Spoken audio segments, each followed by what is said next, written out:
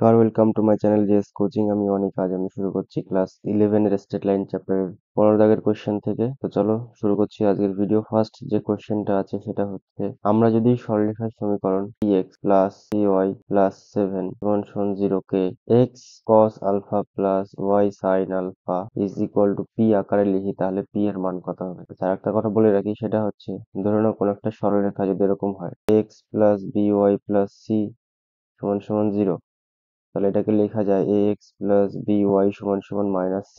আচ্ছা, এই সরলরেখার যে অভিলম্ব আকার হয় সেটা হচ্ছে এরকম হয়, ax by root of a square plus b square আর by by root of a square plus b square minus mod of c root of a square plus b। এটা হচ্ছে এই সরলরেখার অভিলম্ব আকার।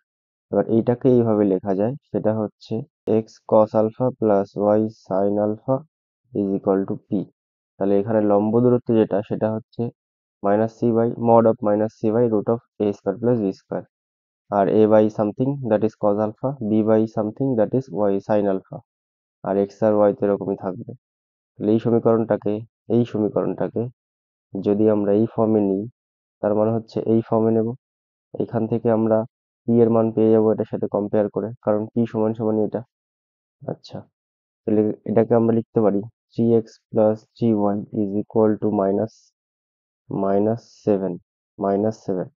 তাহলে আমরা এটাকে লিখতে পারি 3x রুট অফ এ কত 3 এর স্কোয়ার, বি কত 3 এর square, plus 3y root of 3 এর স্কোয়ার প্লাস 3 এর square is equal to -7 by root of 3 এর স্কোয়ার প্লাস 3 এর স্কোয়ার তার মডিউলাস, কারণ এটা সবসময় পজিটিভ হবে, ডিস্টেন্স কখনো নেগেটিভ হয় না, তাই এটাকে মডিউলাস হিসেবে নেওয়া। আচ্ছা, 3x বাই, আচ্ছা 3 এর স্কোয়ার করলে 9, তাহলে 9 + 9 plus 3y root of 9 + 9 is equal to, আচ্ছা এটাকে ডাইরেক্ট পজিটিভ করে দিচ্ছি, তার কারণ হচ্ছে এটা নেগেটিভ হয় না, কারণ ডিস্টেন্স এটা, তাই 9 + 9 এরকম ভাবে আসলো। তাহলে এখান থেকে বলতে পারি 3x বাই, আচ্ছা √18 আসবে নিচে। √18কে কি লেখা যায়, রুট অফ 9 × 2 মানে হচ্ছে 3√2 লেখা যেতে পারে। তাহলে এইটার জায়গায় আমরা ডাইরেক্ট বলে দিতে পারি 3√2, আর এটার জায়গায় কত বলে দিতে পারি 3√2, আর ইজ ইকুয়াল টু 7/3√2। এই 3 কেটে গেল, এই 3 কেটে গেল। তাহলে এখান থেকে আমরা কি পাচ্ছি, x/√2 plus y/√2 is equal two 7/3√2। তাহলে এখানে যে p এর মানটা হবে, আচ্ছা এখানে 1/something, এখানে 1/something, এইটাই হচ্ছে x cos আলফা, আর এটাই হচ্ছে sine alpha, y sine alpha is equal to p। তার মানে কি এখান থেকে বলতে পারি x cos 45 হবে, এটা 1/√2 cos 45 plus y sin 45 is equal to p। p মানে হচ্ছে যেটা 7/3√2। তাহলে এখান থেকে আমরা p এর মান কত বলতে পারি, 7/3√2। কম্পেয়ার করে আমরা এই ভ্যালুটা বলতে পারি, তাই তো? তার মানে p এর সাথে এইটাকে কম্পেয়ার করলে আমরা এই ভ্যালুটা পাই। আশা করি কোশ্চেনটার অ্যান্সার বুঝতে পেরেছো। তারপরে যেটা আছে সেটা দেখি কি কোশ্চেন। আচ্ছা, তারপরে আছে 14 নম্বরেরটা। আচ্ছা, এটা এদিক ওদিক হয়েছে একটুখানি। যে সরলরেখার ঋণাত্মক y অক্ষের ছেদিতাংশ 2, আচ্ছা ধরুন এরকম একটা সরলরেখা যেটা y অক্ষকে ছেদ করেছে 0, -2 বিন্দুতে ছেদ করেছে y অক্ষকে, আর x অক্ষের ধনাত্মক দিকের সঙ্গে ধরে নাও এটা 30° কোণ করেছে ধরে নাও, তাহলে তার সমীকরণ কি হবে? আচ্ছা, এই সরলরেখাটা 0, -2 বিন্দু দিয়ে পাস করেছে, আর এই সরলরেখার যে m মানে হচ্ছে ট্যান থিটা, তাহলে ট্যান কত হবে, এটা 30°, ট্যান 30 কত হয় 1/√3। তাহলে এই সরলরেখাটা পাস করেছে একটা বিন্দু, সেটা হচ্ছে 0, 2, ধরলাম সেটা হচ্ছে x1, y1 is equal two কত হবে 0, -2। এবার একটা নির্দিষ্ট বিন্দু দিয়ে পাস করেছে এবং যার নতি হচ্ছে m, তাহলে সেই সরলরেখার সমীকরণ কি হয়? y minus y one is equal to m into x minus x one. তাহলে y এর ভ্যালু এখানটা y এর মতোই থাকবে। এবার ওয়াই ওয়ান এর ভ্যালু হচ্ছে মাইনাস টু মাইনাসে প্লাস টু হয়ে যাবে এটা। আর m হচ্ছে 1/√3। আর এক্স মাইনাস জিরো হবে, কারণ এক্স ওয়ান এর ভ্যালু জিরো আছে। তাহলে y plus two is equal to 1/√3 x. এবার এটাকে যদি আমরা সিম্পলিফাই করি তো অনেক কিছুই পেতে পারি। তাহলে √3y প্লাস টু √3, আচ্ছা √3y plus two √3 is equal to হচ্ছে এক্স। তাহলে এখান থেকে বলতে পারি √3y plus two √3 minus x is equal to zero. এইটাই হচ্ছে সেই সমীকরণ, যে সমীকরণটা y অক্ষের ঋণাত্মক দিকের সঙ্গে 0, -2 বিন্দু দিয়ে পাস করেছে, এবং যার নতিমাত্রা হচ্ছে 1/√3। আচ্ছা, তারপরের কোশ্চেনটা কি আছে? 16 নম্বরের কোশ্চেনটা বলা আছে n এর মান ঋণাত্মক ধরে, তাহলে n ইজ ইকুয়াল টু কত হবে? ঋণাত্মক হবে। ধরে এত সরলরেখার সমীকরণকে অভিলম্ব আকারে প্রকাশ করে। আচ্ছা, আমি আগেই বলেছিলাম যে কোনো সরলরেখার অভিলম্ব আকার কি হয়? x cos alpha plus y sin alpha is equal to p, যেখানে p হচ্ছে ওই সরলরেখার লম্ব দূরত্ব, আচ্ছা, এবার এখন যে সমীকরণটা দেওয়া আছে সেটা হচ্ছে lx plus my plus n is equal to zero. এই সরলরেখার সমীকরণকে অভিলম্ব আকারে প্রকাশ করি। তাহলে lx plus my is equal to minus n, তাই তো? এবার n এর মান ঋণাত্মকই রাখতে বলেছে, মানে n এর মান আমরা মডিউলাস নেব না, কারণ ঋণাত্মক রাখতেই বলে দিয়েছে কোশ্চেনে। তাহলে lx, এবার দেখো এইটা lটা হচ্ছে a আর mটা হচ্ছে b। তাহলে অভিলম্ব আকার নিতে হলে এটাকে এরকম ভাবে লিখতে হয়, plus my by root of l square plus m square is equal to minus n by root of l square plus m square. তাহলে দেখো এটাও বলা যেতে পারে যে এটাই হচ্ছে এর অভিলম্ব আকার, যেখানে nটা হচ্ছে নেগেটিভ নেওয়া হয়েছে। এটাই হচ্ছে এই সরলরেখার অভিলম্ব আকার, মানে হচ্ছে এই যে এটার সাথে কম্পেয়ার করলে এরকম ভাবে আসবে এটা, মানে এল বাই সামথিং হচ্ছে কস আলফাকে ইন্ডিকেট করছে, আর এম বাই সামথিং যেটা হচ্ছে সাইন আলফাকে ইন্ডিকেট করছে, আর পিটা হচ্ছে লম্ব দূরত্বকে ইন্ডিকেট করছে। আশা করি কোশ্চেনটার অ্যান্সার বুঝতে পেরেছো। তারপরে দেখো 21 নম্বর যে কোশ্চেনটা আছে সেটা হচ্ছে একটি বর্গক্ষেত্রের দুটি বাহু যদি, একটা বাহু হচ্ছে 5x minus two y is equal to 13, আর একটা বাহু হচ্ছে 5x minus two Y plus 16 সমান 0 সরল রেখাদ্বয়ের অংশ হয়, তাহলে বর্গক্ষেত্রটির ক্ষেত্রফল নির্ণয় করো। আচ্ছা দেখো, এই যে সরলরেখা, এটাকে আমরা এটার সাথে ইমপ্লাই করতে পারি, যেমন a1x plus b1y plus c সমান সমান বা c1 সমান সমান 0। আবার এটাকে লিখতে পারি আমরা a2x plus b2y plus c2 সমান সমান 0। এবার এই সমীকরণ থেকে আমরা যদি এটার সাথে এটাকে কম্পেয়ার করি, তাহলে a1 সমান সমান কত পাবো? 5, আর b1 সমান সমান -2, আর a2 সমান সমান কত পাবো? 5, আর b2 সমান সমান -2। এখন যদি আমরা এরকম ভাবে করি, সেটা হচ্ছে a1/a2 সমান b1/b2ই হবে। তার কারণ কি? a1/a2 মানেও এক, b1/b2 মানেও এক, তাই তো? তার মানে হচ্ছে a1/a2 সমান b1/b2।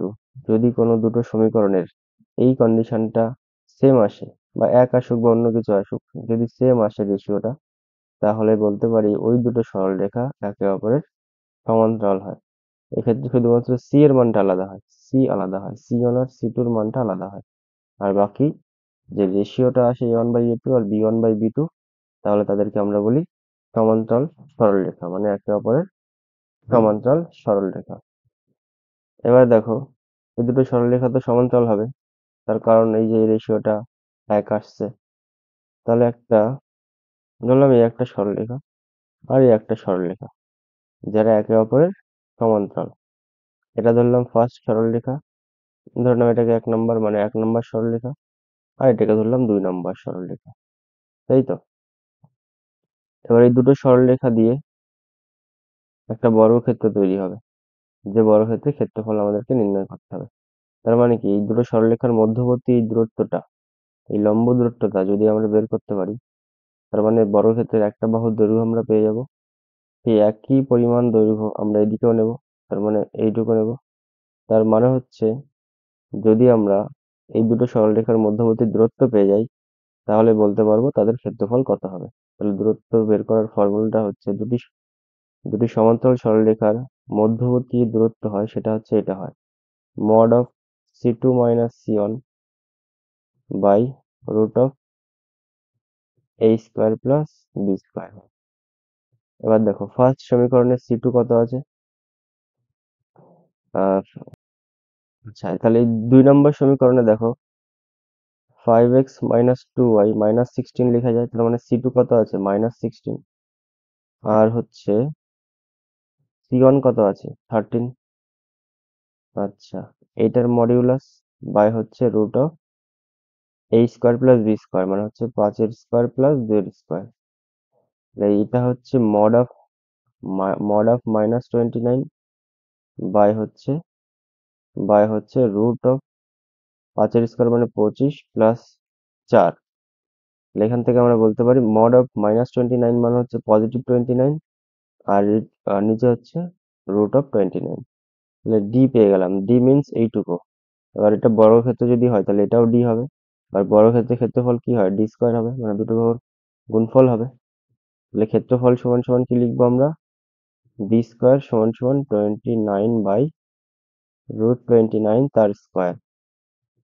আচ্ছা, এটাকে লেখা যায় 29 ইন্টু 29, আর রুট 29 মানে হচ্ছে 29, এটা কেটে গেল।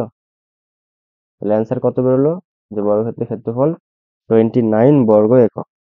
বর্গক্ষেত্রের ক্ষেত্রফল কত হবে, 29 বর্গ একক।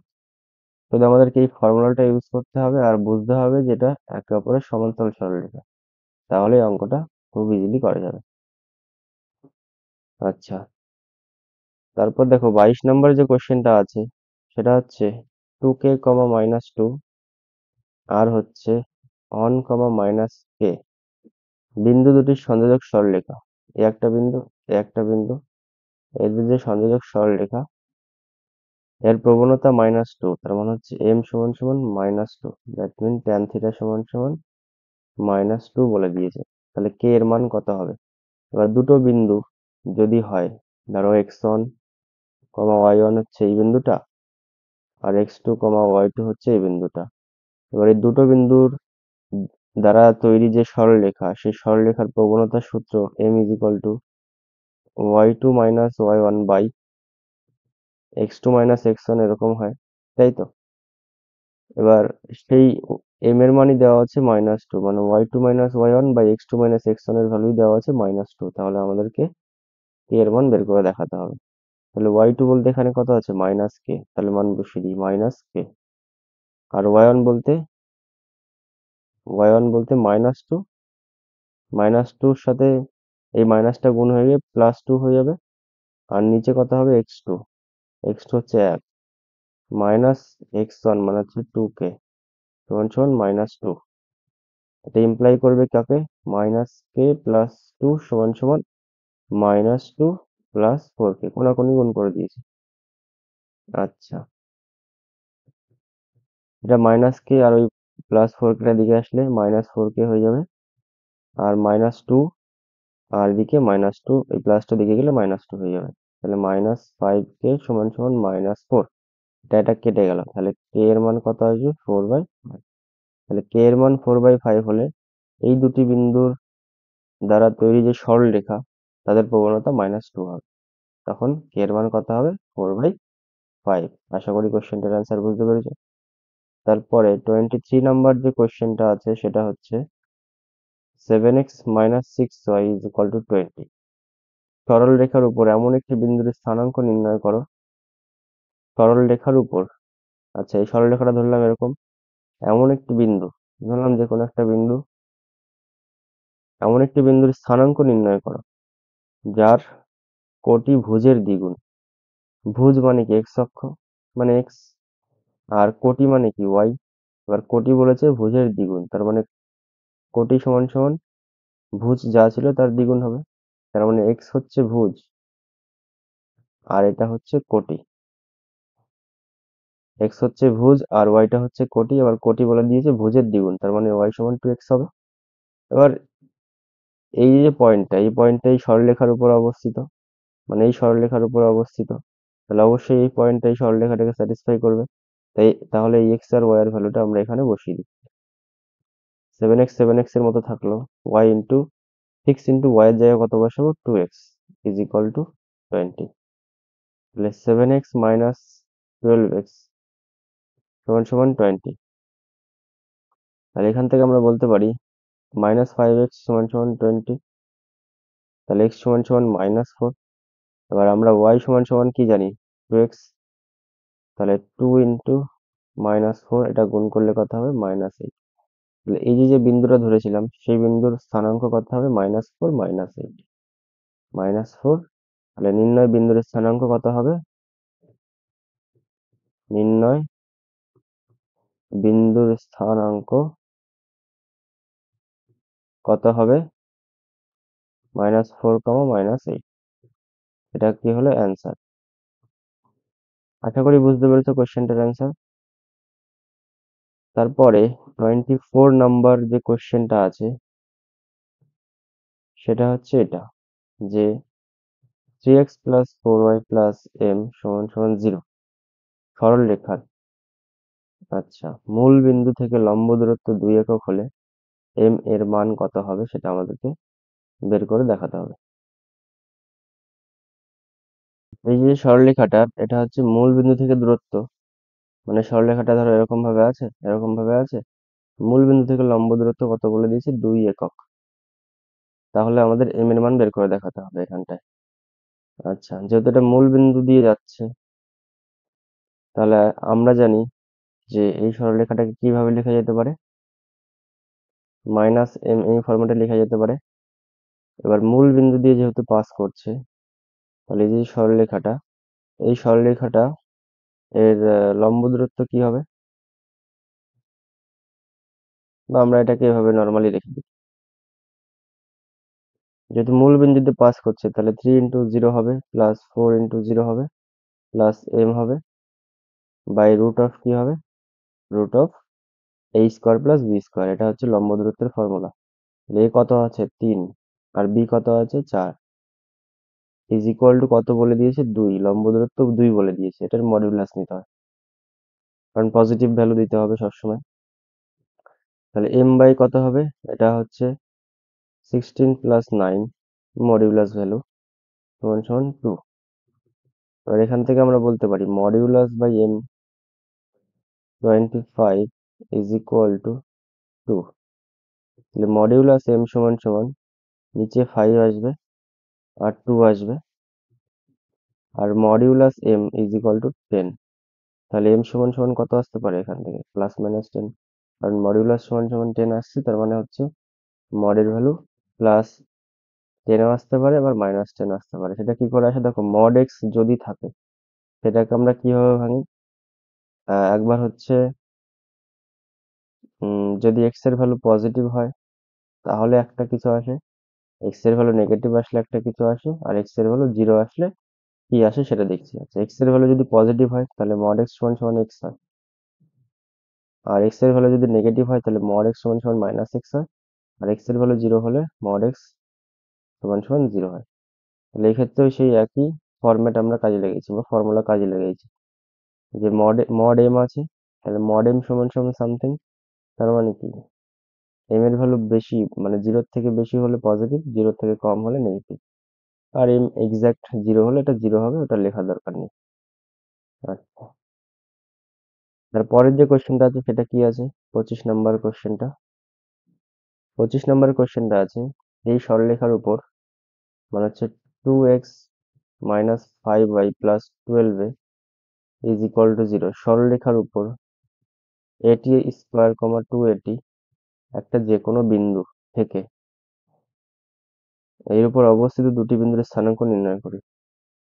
আচ্ছা, এরকম যে কোনো একটা বিন্দু, সেটা হচ্ছে এটি স্কোয়ার কমা 2at, যেটা ওই সরলরেখাটার উপর অবস্থিত, এবং এইটার রেসপেক্টে আরো দুইখানা পয়েন্টের স্থানাঙ্ক আমাদেরকে বের করে দেখাতে হবে। তাহলে কি করবো, যেহেতু এই সরলরেখাটার উপর এই পয়েন্টটা অবস্থিত, তাহলে এই পয়েন্টটা এই সরলরেখাটাকে স্যাটিসফাই করবে। তাহলে এই পয়েন্টগুলো এখানে বসিয়ে দেবো। 2 × at² minus 5 × 2at plus 12a সমান সমান 0। তাহলে 2at² minus 10at plus 12a সমান সমান 0। প্রত্যেকটা থেকে দেখো 2a কমন যাচ্ছে, তাহলে কত থাকছে এখানটায়? t² মাইনাস 5t প্লাস 6 সমান সমান 0। যেটা দিকে গিয়ে 0 হয়ে যাবে, তাহলে পরে থাকবে কে? t² মাইনাস 5t প্লাস 6 সমান সমান 0। তাহলে এখান থেকে বলতে পারি মিডিল টার্ম করে, এটা বলতে পারি মিডিল টার্ম করলে, তাহলে t into t minus 3 plus minus 2 যদি কমন নিই তাহলে t মাইনাস 3 থাকবে এখানটায়। আচ্ছা, এবার এখান থেকে আমরা বলতে পারি যে t minus 3 into t minus 2 সমান সমান 0। t এর ভ্যালু 3 হতে পারে এবং t এর ভ্যালু 2 হতে পারে। এবার t এর ভ্যালু যদি 3 হয়, তাহলে এই t এর ভ্যালুটা এখানটায় বসিয়ে দিই। তাহলে t এর জায়গায় 3 বসাবো। 3 বসালে 3 এর স্কোয়ার হবে, এটা 3 এর স্কোয়ার করলে কত হবে? 9। তার সঙ্গে a হবে একটা পয়েন্ট। আর এখানে যদি ওই 3ই বসাই তাহলে কত হবে? 3 দুগুণে 6a হবে। তাহলে এটা একটা পয়েন্ট হবে। আর একটা পয়েন্ট কখন হবে? যখন t এর ভ্যালু 2 হবে। t এর ভ্যালু যখন 2 বসাবো, তাহলে t স্কোয়ার মানে 2 এর স্কোয়ার মানে 2a হবে, সরি 4a হবে, তাই তো? আর হচ্ছে 2at, এটাও 4a হবে। তাহলে যে দুটো পয়েন্ট পেলাম সেটা হচ্ছে 9a, 6 আর 4a, 4a। এই দুটো পয়েন্ট আমরা পাবো যেটা ওই সরলরেখার উপর অবস্থিত হবে। বোঝা গেল আশা করি কোশ্চেনটার অ্যান্সার। পি এর ভ্যালুটা বের করতে হয়েছে এখান থেকে। পি এর দুটো ভ্যালু পেয়েছি আমরা, একটা হচ্ছে 3 আর একটা হচ্ছে 2। এই দুটো ভ্যালুকে আমরা এইখানটায় বসিয়ে দিয়েছি, এখানটায় বসিয়ে দিয়ে ফার্স্ট পি এর ভ্যালু একটা 3 বসানোর জন্য একটা পয়েন্ট এটা আসছে, আর আরেকটা পয়েন্ট হচ্ছে এটা আসছে। আচ্ছা, এখানে যে এটা কিন্তু একটা কনস্ট্যান্ট, যে কোনো কনস্ট্যান্ট ভ্যালু যেটা আহ, দেওয়া আছে আর কি কোশ্চেনে।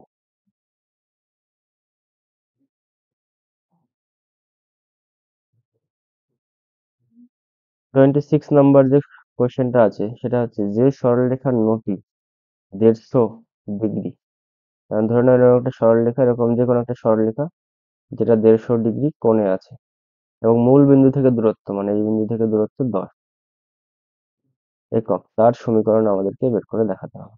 মূল বিন্দু থেকে দূরত্ব 10 একক, আর হচ্ছে সরলরেখার নতি 150 ডিগ্রি, তাহলে তার সমীকরণ আমাদেরকে নির্ণয় করে দেখাতে হবে। আচ্ছা, তো চলো, অভিলম্ব আকারে যে কোনো সরলরেখার সমীকরণ কি হয়? X cos alpha plus y sine alpha সমান সমান কত হয়? পি, মানে লম্ব দূরত্ব পি হয়।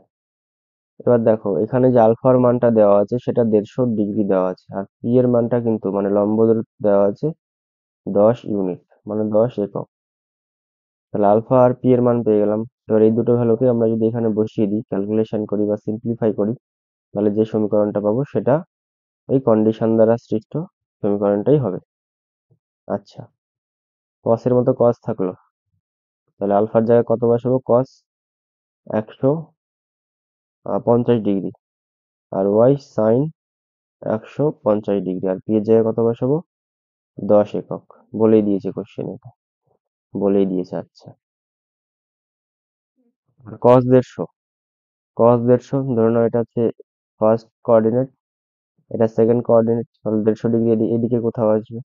এবার এইখানটায় কস থিটা কি হয়? নেগেটিভ হয়। তাহলে এটাকে সিম্পলিফাই করব, সেটা হচ্ছে কি হবে? 90 ডিগ্রি প্লাস 60 ডিগ্রি লেখা যেতে পারে এটাকে, আর এটা হচ্ছে সাইন 90 প্লাস 60 লেখা যেতে পারে, সমান সমান 10 ডিগ্রি। আচ্ছা, এবার দেখো এটা নেগেটিভ সাইন বসাবো। এবার কস 90 প্লাস থিটা মানে হচ্ছে সাইন থিটা, হচ্ছে সাইন 60। এবার নেগেটিভ কেন হলো? কারণ কসের মান সেকেন্ড কোয়াড্রেন্টে কি হয়? 2 নম্বর যে থাকে তোমার কোয়াড্রেন্ট থাকে, সেখানে কসের মান নেগেটিভ হয়। তাহলে এটা দেখো, এটা 150 ডিগ্রি, 150 ডিগ্রিটা এটা এখানে আসছে, তাহলে এটা নেগেটিভ হবে।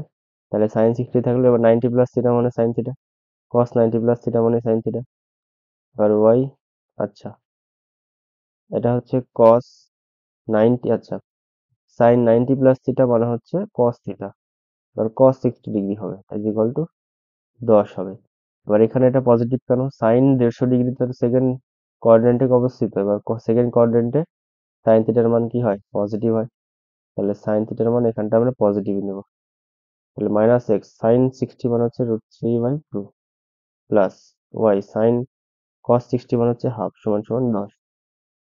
এবার এখান থেকে যদি আমরা তোমার লসাগু নিই, তাহলে minus x √3 plus y is equal to, নিচে সবার নিচে 2 আসবে, ওই 2টাই এই 10-এর সঙ্গে গুণ হয়ে গিয়ে কত হবে? 20 হবে। তাহলে এটা হবে আমাদের রিকোয়ার্ড ইকুয়েশন, যেটা ওই কন্ডিশনগুলোকে স্যাটিসফাই করে। আচ্ছা দেখো, আমি একবার আরেকটা জিনিস বলে দিই, সেটা হচ্ছে এটা, এটাকে বলা হয় অল, এটাকে বলা হয় সাইন, এটাকে বলা হয় ট্যান, এটাকে বলা হয় কস। তার মানে এখানে সাইন পজিটিভ হয় আর বাকি সবাই নেগেটিভ, সাইন আর কোসেক এখানটা পজিটিভ হয় আর বাকি সবাই নেগেটিভ হয়। ট্যানের ঘরে হচ্ছে ট্যান আর কট পজিটিভ হয় আর বাকি সবাই নেগেটিভ হয়। আর কসের ঘরে হচ্ছে কস আর সেক পজিটিভ হয় আর বাকি সবাই নেগেটিভ হয়। আর অলের ঘরে কি হয়? সবাই পজিটিভ হয়। মানে এটা হচ্ছে 0 থেকে 90, এটা 180, আর 180-র সাথে 90 যোগ করলে কত হয়? 270। আবার এদিকে ঘুরে এদিকে 360 পর্যন্ত হয়ে যায়। তার মানে 0 থেকে 90-র মধ্যে সবাই পজিটিভ, 90 থেকে 180-র মধ্যে শুধু সাইন আর কোসেক পজিটিভ, 180 থেকে 270-এর মধ্যে হচ্ছে ট্যান আর কট পজিটিভ, 270 থেকে 360 এর মধ্যে হচ্ছে কস আর সেক পজিটিভ আর বাকি সবাই নেগেটিভ হয়। সেই সেন্সেই আমরা এটা এই অঙ্কটা করেছি। মানে 150 ডিগ্রিতে এখানে অবস্থিত, এখানে শুধু সাইন আর কোসেক পজিটিভ, তাহলে কসটা নেগেটিভ হবে, এই জন্য ওটা করেছি।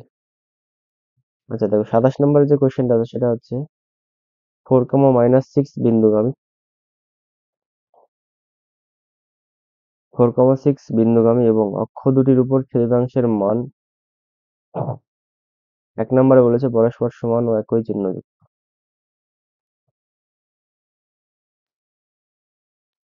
পরস্পর সমান কিন্তু বিপরীত চিহ্নযুক্ত সরলরেখার সমীকরণ নির্ণয় করো।